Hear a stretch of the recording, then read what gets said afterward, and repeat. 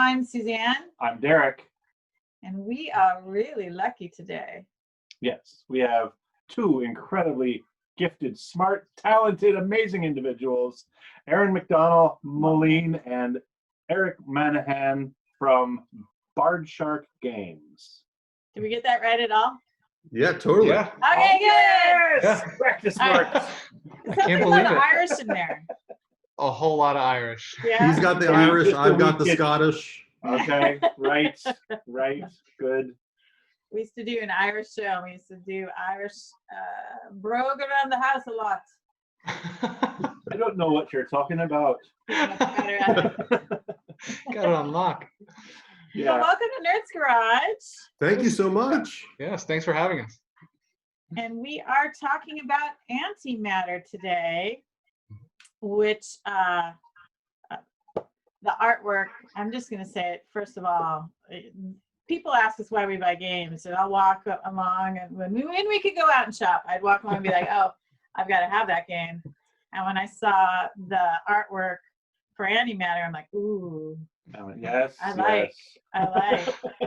Thank you. Yes, we will buy. Eric, can you so tell us much. a little bit about that? Absolutely. Let's see. I know. Well, we were floating ideas about like what should we have on the box art. First, I remember we were starting out with like a mural and like a scene, like a cantina or something. Yeah, I've seen that on the website. That's pretty amazing as well. Yeah, and it came out really great. And we were putting it on the box, and like I think this is more of a back of the box maybe type thing. And I remember I was floating the idea of like I've been really wanting to do like a 1970s record-esque type thing, like a Dark Side of the Moon type vibe. Right. And I just kind of ran with that, and I just kind of like slid it to them. I was like, hey guys, how about something like this? And they're like, ooh, yeah, let's do that. So yeah, that's how that What thing was. is that picture of? That is the it's a representation of what we've been named the engine star, like the center hex of the board. Okay. It's like More like 3D kind of. yeah, it's like an impossible. It's in universe. It's a very like mysterious, enigmatic kind of unknowable thing, and what I drew was like an impossible shape. Like the geometry is an impossible tetrahedron type looking thing, like fractal, and I just ran with that, kind of threw on some Art Deco, Art Nouveau, and drew some. Which we love. But Yes. all right, just to throw it out there, if there was some stretch goals with like coasters of that on it, oh my goodness, I wouldn't hate that at all. Oh man, that's a really good idea. Yeah, I think that might be floating around the ether as we speak. Yeah, you might be very happy later on. You might be very happy. Tell us what Bard Sharks is. You are the creator of the group, correct? Yes, I am. Mm-hmm. And Bard Shark, it originated with an idea that I had many years ago. I wanted to get into games, and I had an idea for a game based around poker. Because one of the things that I didn't like about modern board games and card games too, like Magic the Gathering, is that, you know, unlike a video game where you can have combat that's real and exciting, a lot of the combat and conflict resolution was about subtracting numbers from each other or rolling dice. And when you're playing something like Risk and you're fighting over the future of the world, you know, rolling a couple dice just doesn't feel like up to the moment. And so I thought poker that had a sort of natural drama to it, a natural ramping up of the tension. That to me was very similar to the way a battle might go, where you might have good, you know, the army is all set up, you might have good cards, but depending on what cards come down, your luck might change, and opportunity. And it did. And it did. Yeah, exactly. And so to me, that was a much more exciting way to have players interact with each other, and it creates a lot more interesting moments. And I went to Gen Con back in 2014 just to, I drove with my wife all the way from New York to Indianapolis, and I wanted to take a look at the landscape to see if there's anything like that out there. We went to every single booth to see, has anyone had this idea yet? Anyone making this game already? What do people got going on? Well, we were there 2 years ago, and Oh, we were there too. nothing Yeah. like that out there. There's still nothing like that. Yeah. Well, you might have walked right by us actually, because 2 years ago we were there at the. Who were you by? What part of the room? I know that we were in Sorry? a testing room. Yeah, like okay. the test center. We had a lot of great people come and test our game, Mhm. and it was a great way to see if the work that we done since the previous Gen Con, which we already tested, worked. You know, if we had made the right changes, and so that was really helpful.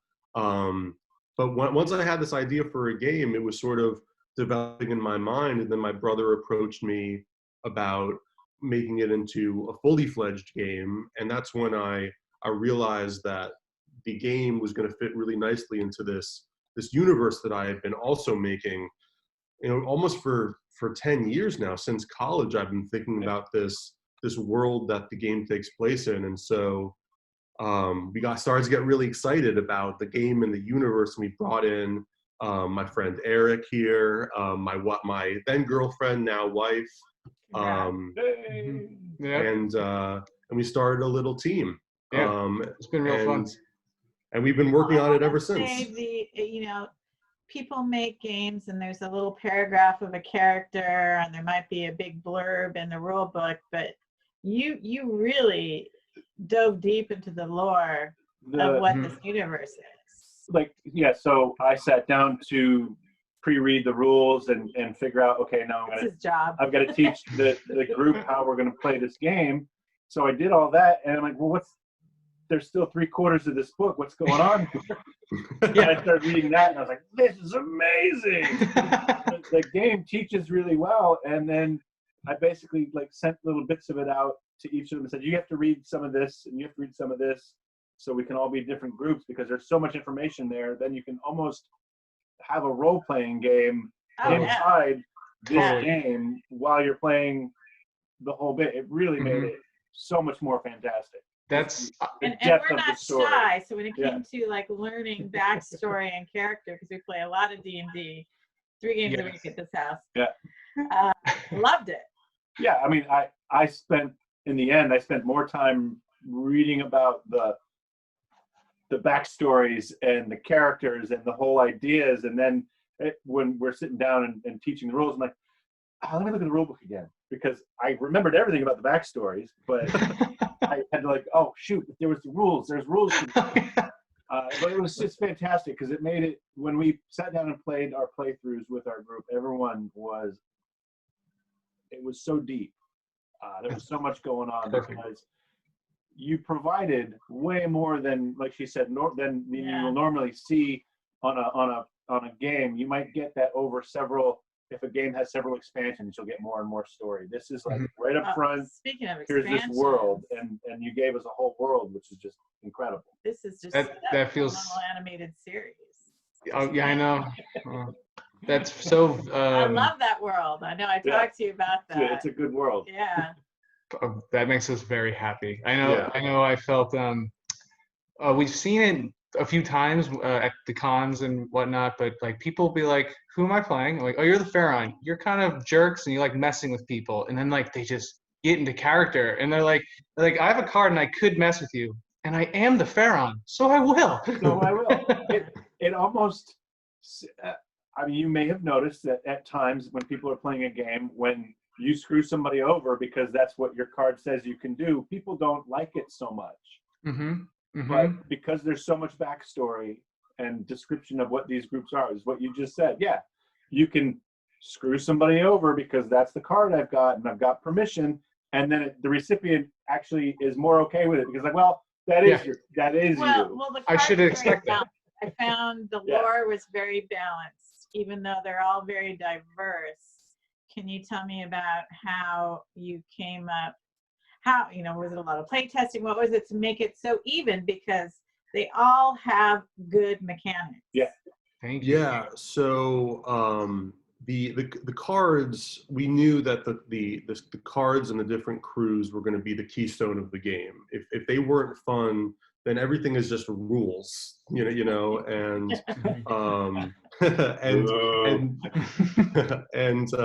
and developing them, we went through a lot of permutations of these cards. At first, we had cards that were ridiculously overpowered. Add an ace to your pocket. Just literally an ace up your sleeve I card. want that one.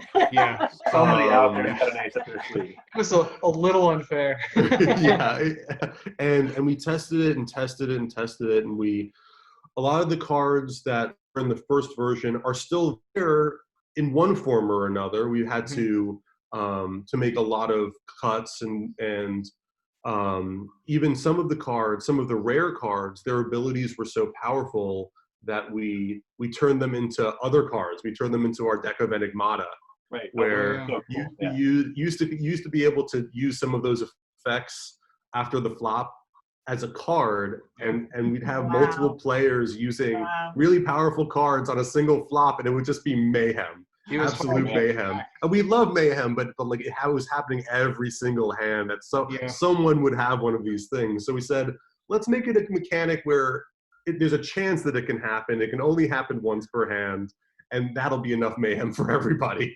Yeah. So what made you think, and this is brilliant, that you don't just get poker chips, you have to go loot space for them? Oh, I am very bad at poker. I'm not good. And I think something that I love about this game is that even someone not good at poker, like you still have stakes with poker because you're not like, it's not with money. So I would stay away from poker. I'm like, I'm not good at it. I don't feel like losing $50 for no reason. But this keeps poker having a stake, and like you want to do well. And even if you're not good at poker, if you're smart and plan the board, you can still have an avenue to win. So we took a lot of effort. I was always like, because Aaron, his brother, and a few of our playtester friends, they're way more into poker, and the game would be heavy poker. And I would be like, guys, I need a chance. I need a way to win. So we had to keep balancing and playtesting and balancing. And it was just iterative process overall. And we wanted to make sure too to have a crew for every kind of player, where it's not just different flavors. It appeals to different people in terms of their experience with poker, experience with board game strategy games, where if you know that you're weak in one area, you can pick a crew that's going to shore up your weaknesses. Or if you just want to play a very tranquil game where you don't screw with anybody, you can play as the Cadillacs, where you're just everybody's friend. And that's play with all of them, because I want to do that before we do our reviews. And they were all balanced.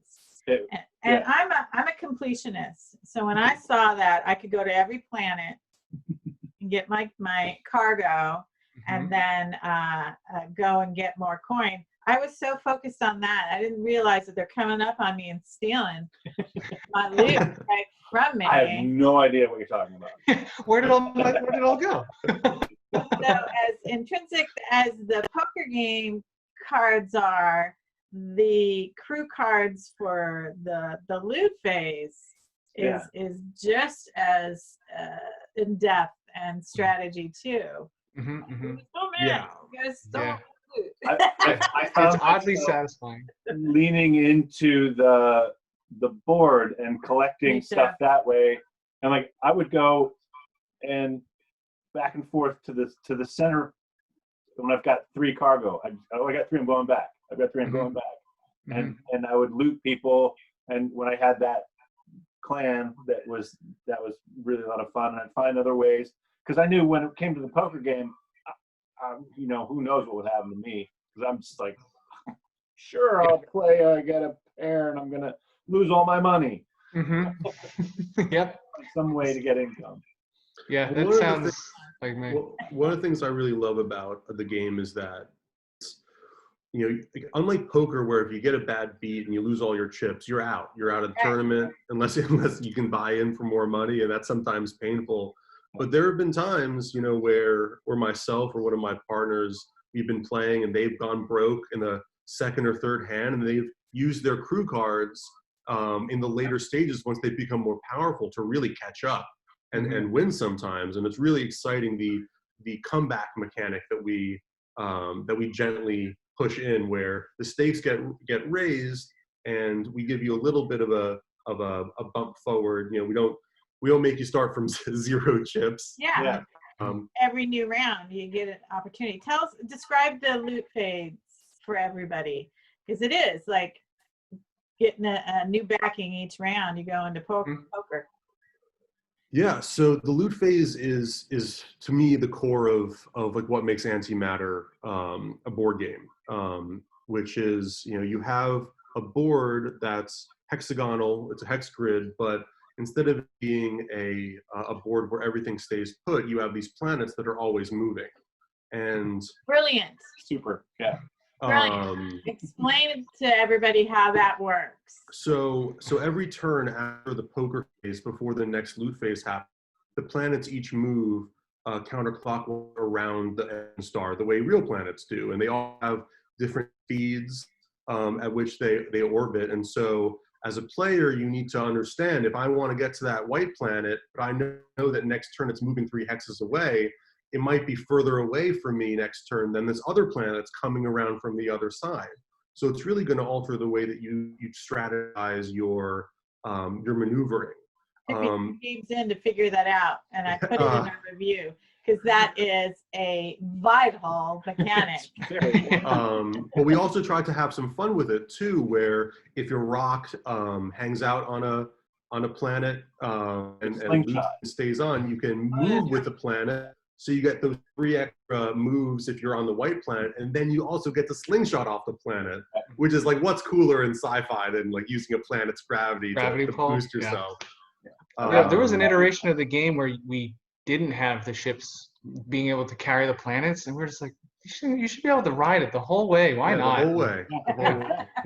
No, that was when I figured out how to maximize the move with the planet and then slingshot away. I was like, yeah. You would is what you did. And of course, you also have the Conclave, where a lot of their abilities have to do with the planet orbits, where they can even pull the planets towards them if they want to with space magic. That was my favorite. Yeah. I remember when you told me about, like, you're like, I think the purple ones, I'm like, can they move planets? And you're like, yeah, they can move planets. I'm like, I love saying it too. Like, I can move it. To me. Yes. There's something oddly satisfying, like when a person's like, and then I'm going to have that planet and I'm going to have all 5. I'm like, no, you're not, because that planet's not moving this turn. Oh. Messing up other people's plans was, disturbing me. Oh, well, that's so what good. I mean. That's what piracy is all about. Is these are all criminal people. I mean, people ask me, who's the good guy, who's the protagonist? They're all bad guys, kind of. I mean, there's honor among some thieves. Everybody's just trying to get a seat at the corner table. Pretty much. That's right. So tell us about the corner table. The corner booth. So those are actually our grifters. The 4 grifters that are in the, so you guys saw one of them in 4 colors, but there will be 4. 3 of them are already done. The last one is in the works. The artist who does those designs for our face cards is fantastic. But yeah, we're 1 card away from having every single one. Thematically, all the way through, it is so beautiful, but it all is linked, matches. I mean, very well done. Well, that's all has to do with Eric's art direction. He made sure, along with the rest of our art team, that everything worked together. Yes. I had a phrase that I was tongue-in-cheek made fun of for a little bit. Don't break the hex. It was just like this mantra. Don't break the hex. Like, everything is linked to the hex. And they're like, what if we do circles? I'm like, don't break the hex. and the moment that the hex, the don't break the hex was lost is when we decided that our chips were going to be circles. They were originally going to also be hexes. Like Battlestar Galactica, like you're going to have the corners off, you're going to make everything. Yeah. And I thought Battlestar Galactica say, after all the years, why did we cut the edges off of all of everything? 100%. Yep.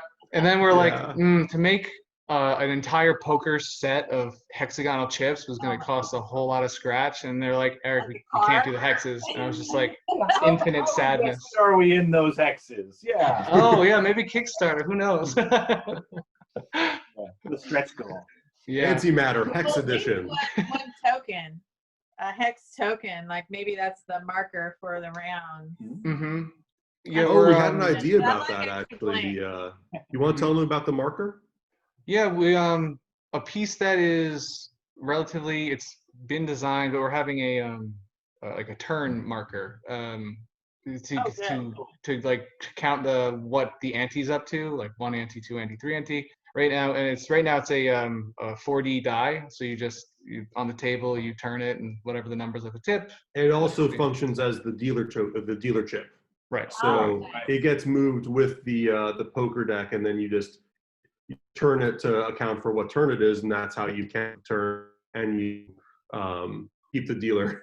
The dealer is it's their responsibility. Yeah, but to the hex chip idea, we have the designs, we have the molds, or not the molds, 3D prints. It's depending on how well the Kickstarter does, we might be able to have more. Yeah, tokens of respect could definitely respect, could get upgraded from being a chip to something a bit more Like fancy. that. Yes, Yeah. and I promise it's pretty. I have no doubt. So beautiful. Everything is pretty already. Yeah. Thank you. We love poker chips, and we're not big poker players. But we played a game a couple years ago. I think it's City of Big Shoulders that didn't have a lot of money for looked like Monopoly money, and they're like, if you've got chips, use poker chips. So we got in the habit of having the feel of the heavy chips as money. And when we saw this game had it, we were like, yay! Yes. Any game Feels good in the hand. Just about anything that gives us paper money or paper value tokens or anything. That's really nice. We're just going to pull these chips just out. play with it. That was a Isn't big it- deal. And isn't it satisfying to land on a plunder on our board and just like take the chip? Oh, absolutely. So It's very just so nice just to grab the chip, grab a card, and you're just like, man. And it used to be so. Back in the day, a year in, there used to be a separate movement phase and a separate loot phase where everyone would move and then everyone would loot and then everyone would build their bridges. And so we decided after some testing and going to Gen Con, let's just do it all at once. You move on to the plunder, you grab the plunder, it's yours, move on. Well, it's perfect. The pacing is really good in the game. I think you brought up bridges for the first time. Let's talk about those, because that's another keen mechanic that I haven't seen before. Cool. Yeah, the chaining. There's something very satisfying of like knowing your planet's going to be here. You're going to slingshot off a planet, land on a chain, then get to another planet, and then I can slingshot next turn because that planet's going to be here. And it's like, yes. And Even if you don't think that far in ahead, being able to move your ship a couple places faster was good enough for me to get over to the Blues. Yeah, it was fun trying to break my brain, trying to think that far ahead. Yeah, it's hard. Yeah, we played, I think it was every Thursday for about 2.5 years. Meet, play test, meeting. So we've been antimattered out. We should say that we did get a prototype to play, and we passed it on, as you do, to other reviewers, and it was like, we will definitely. I'm so sorry.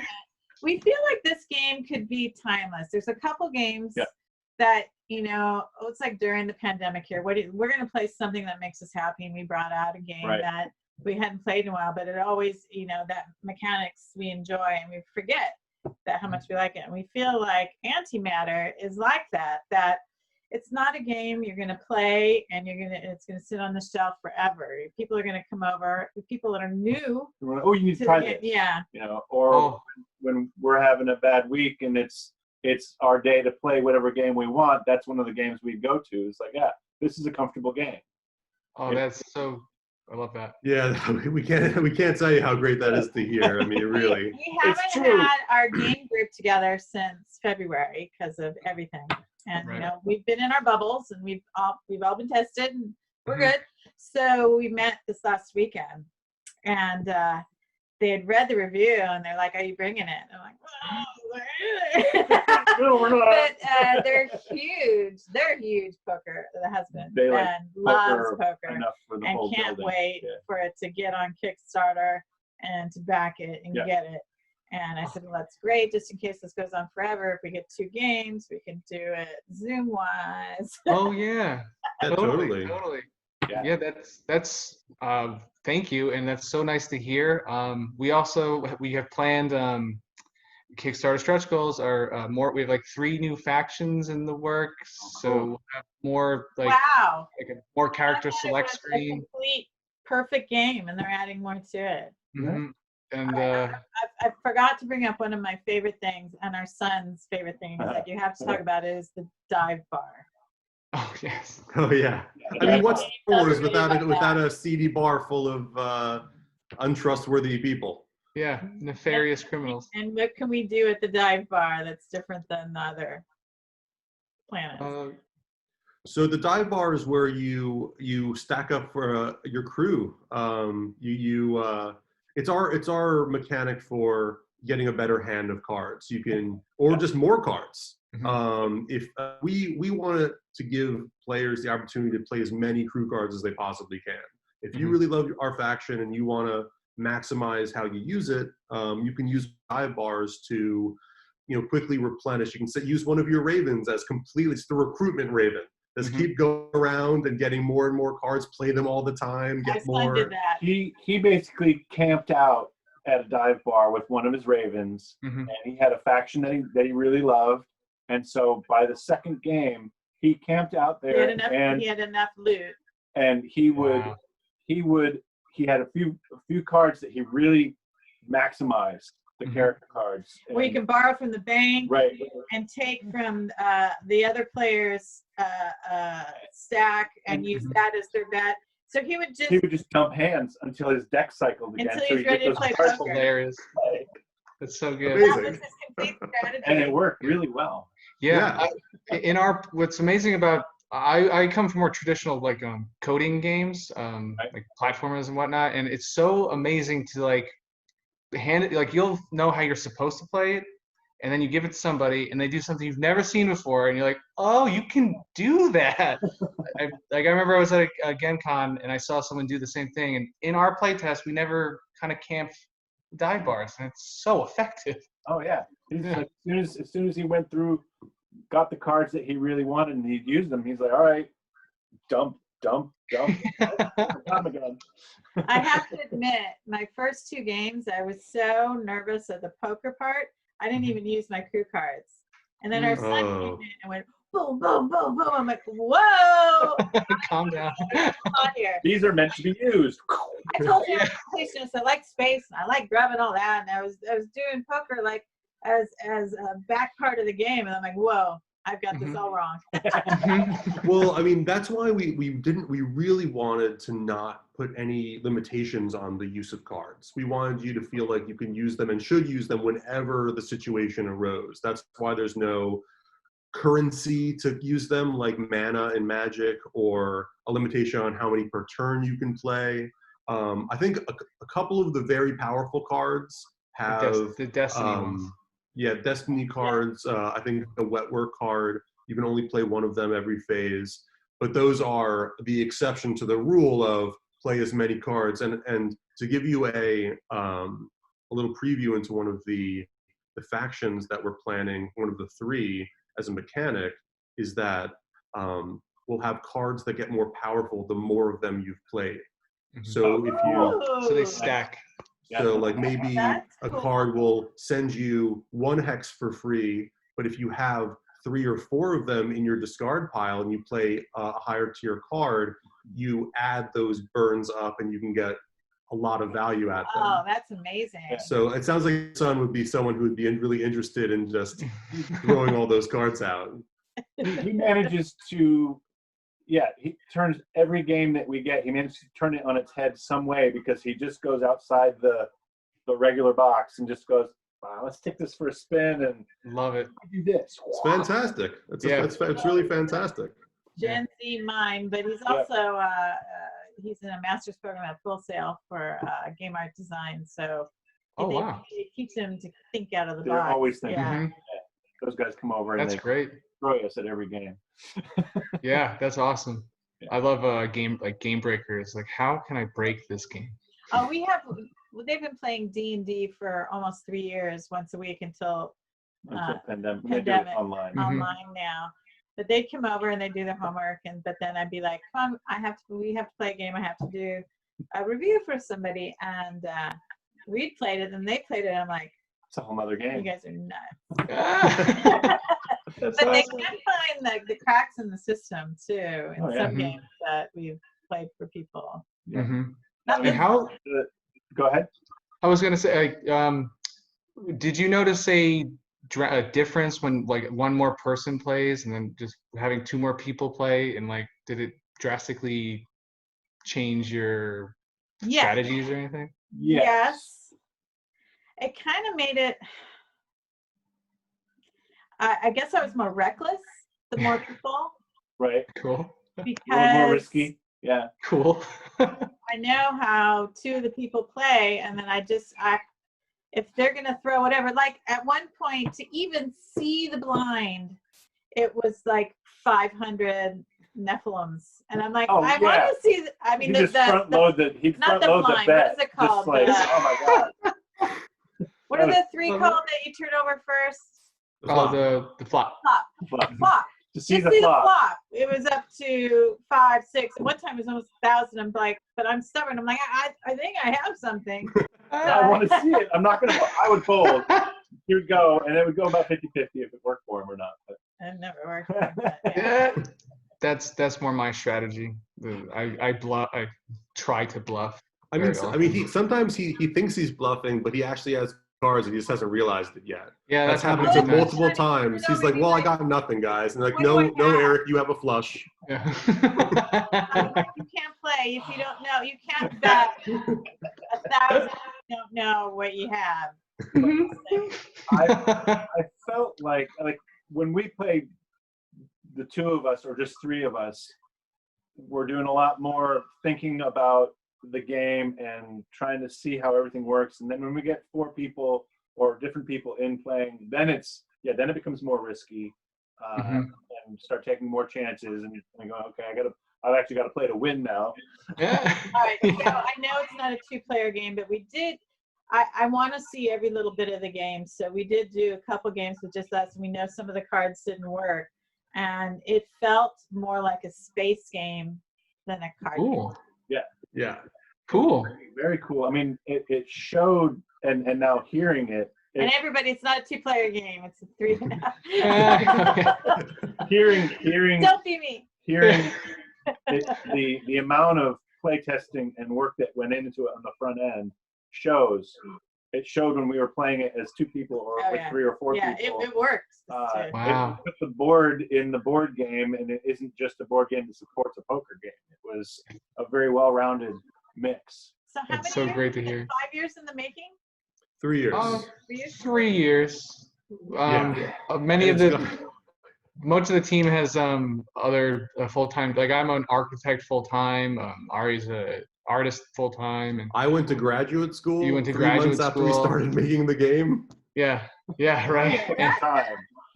I had already accepted I accepted my accepted the acceptance, and a month later we started this company, and it was basically like having a full-time job and a company at the same time, which was not fun, but also amazingly fun. Totally. So this endeavor. How do you feel that you're almost there? When's the Kickstarter? It's the 25th, so August we're 25th. only a few short weeks away. And I can't sleep. It's really fun. Yeah, it's exciting. It's scary. Did I It's forget? overwhelming. Yeah. I'm gonna go to bed early, get a nice sleep, and I just laid there, stared at the ceiling for like 2 hours. I'm like, I can't go to sleep. Oh my god. It's exciting. Yeah. Yeah, but we've come a long way, and we see the end of the tunnel. It's there. The light is coming. We're not sure if it's the end of the tunnel or a train coming our way, but we'll see in a few weeks. Comet, man. It's a comet. Yeah. I'll take a comment. 25th, huh? So when, if what is it, 25 days for a Kickstarter? I think it'll be something to the tune of 25 or 30. I think 30 is what we're at right now. Yeah. For some reason, 30 is kicking in my head.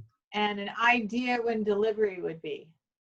We're hoping to have it pretty fast, actually. We're not anticipating a very long manufacture process because the game is art complete, except for that one little grifter that I mentioned that our contractor had to finish. But we're hoping to have it in 4 or 5 months.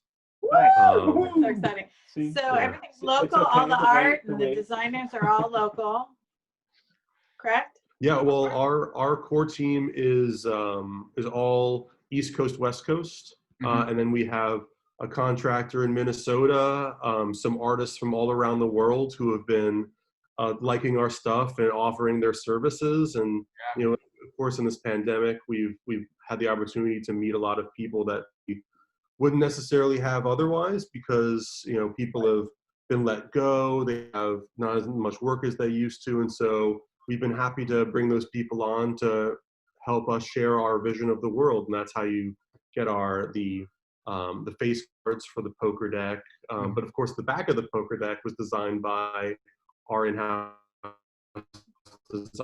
wife. And the board itself was designed by Eric and my wife. And Beautiful. you know, it's just it's been a real team effort. I have the best team behind me. It's been a real pleasure working with them and growing with them, because we started out with this little dream of making a game and we weren't even sure the game was going to work yet. And then bring that to, you know, and having it gestate and grow and sort of shed its initial shell, and then grow some more, and tending to it, we really feel like it's our baby now. You know, we've worked so hard and for so long, and but now, you know, it's scary saying it off to the world. It's more like I would say toddler or a kid, because it's well shaped. Yeah. Thank you. Well, it can stand on its own 2 feet now, I think. Exactly. Yeah. It's a controlled fall. But it'll always be my baby, you know, Yeah. Oh, yeah. no matter how big it gets. Oh, I think Gosh. the universe is going to be big for Antematter. You have a lot of Yeah, we speaking of those contractor, the artists, we have lots of like lore, world building, art in the works, like landscapes, ships. We're really doing our very best to have a very fleshed out universe where everything makes sense and works. And And of course, the comic. Oh yeah, and we have a comic, a Kickstarter exclusive comic, like a short little insight. We Oh, collect yeah. comics. Yeah. Great. We just finished it. I see guitars. Now we need a little soundtrack to go with it. It's funny you said that. Music in the background. I floated the idea of like, can we have a soundtrack where we have tracks that play for the loot phase and play for the poker phase? And they're like, don't be We always silly, play music. We spend about a half an hour when we get a new game. Like, what are we going to play We're with gonna it? play. right? And I was thinking, what if we had an album art? Lots of ideas are floating around. We're You seeing gonna which drop ones. Yeah, some that's- vinyl with this? That would be cool. I would I'd pay love extra to. for that. Oh my God, I would love to. Maybe Even if not, if you had like a link to Like a Spotify list or yeah. something. Yeah. totally like a yeah, playlist. totally. Yeah. So Yeah. you've made it through this whole process with your Kickstarter on the horizon over there with the light, with the tunnel and everything. I see it. In this whole process, and I know there's probably tons of moments, but what was like your favorite moment in this whole process where you kind of had an aha, or just something that you look back on it and go like, yeah, that was worth it? You want to take it first, Eric? Oh, you bastard. I'll go first. I got one. You can go first. Okay, so like I said earlier, when I went to grad school, that's the first time our team took the game to Gen Con, to show it to people. So they actually got to see the game being played by strangers before I did, and all I could do was hear their accounts from it.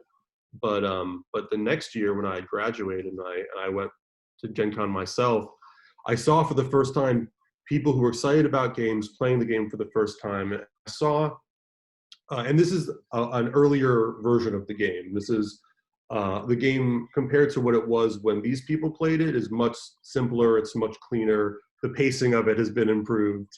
But I remember the look on someone's face of, I've never seen anything like this before. I don't really know what this is. And you could tell that they weren't excited about it. And then they played the first round, and they played the second round, and they played one of their cards. I think they played the Conclave. So they played a really powerful Conclave card. And then the look on his face, the look of understanding and delight, and like, he didn't understand it because it was new. And once you realize that it's new and exciting and fun, that look on his face, it's worth the whole thing for me.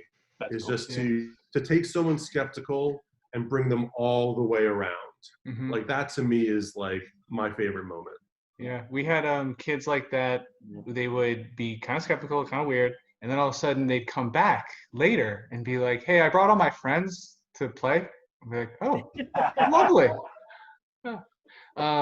I thought of mine. It's not as altruistic.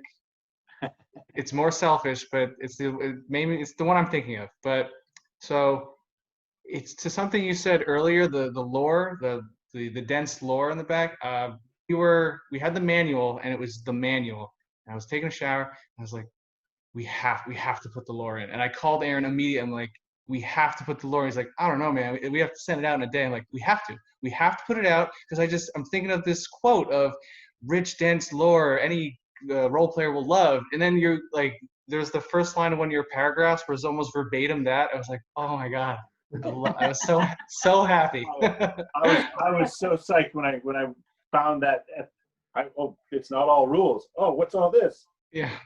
That made my day. I was we come from the old school games. Mm-hmm. Like my first experience with games, or one of my first experiences was the backseat of my parents' car on the way home from the game store. And you're sitting there with the disc and the box, and the only thing you can do, you're a kid, you can open up that manual and start reading. Yeah. And back then, manuals, they would tell you the story and all the characters and have great art in them. And it's completely been lost. It's like a lost art form, the way that vinyl covers have been lost. Sure. Yeah. And we wanted to bring that back. We wanted to have that sort of thing for the people that enjoy our game, because the more you enjoy the game, the more you want to know.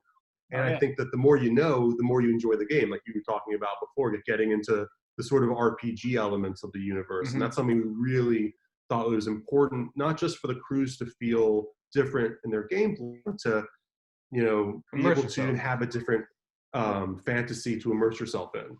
Yeah. And not only were they different, they really melded together really well. And you're talking about album covers. Is the box the size of an album cover? It's pretty darn close. Close? Pretty darn close. It's pretty darn close. You had me, I opened up the box and I went to Derek. I'm like, look at this. I took a picture and I think I sent it to you. Yeah. And I'm like, this is beautiful. I hadn't even opened it up yet. That makes my day.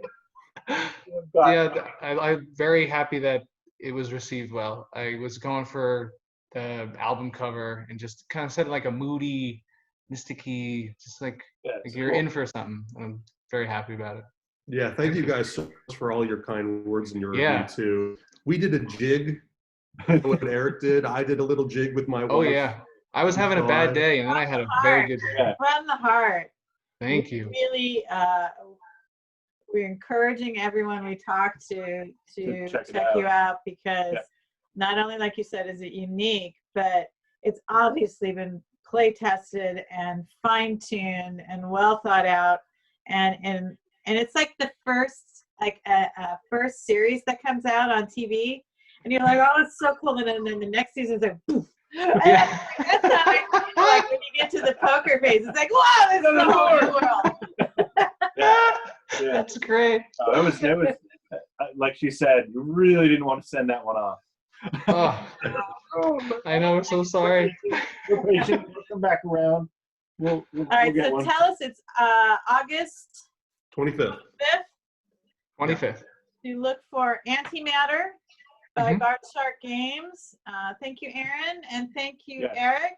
And maybe we can talk again when the Kickstarter is going, and we can talk more maybe about the music or something that's just popped up. Yeah, fantastic. I would love definitely. that. That sounds awesome. Thank you. We're all for it. Yeah. This Thank you game's so much, guys. happen. Yes. Oh, thank you so much, guys. Good people Thank doing good you. things. Yes. will. Thank Soon. Everybody, Yeah. thanks for watching New Game Monday on Nerdz Garage. Antimatter. Yes. Kickstarter, August 25th. See you next time. Antimatter. Bye, guys. Guys, Yeah. see you.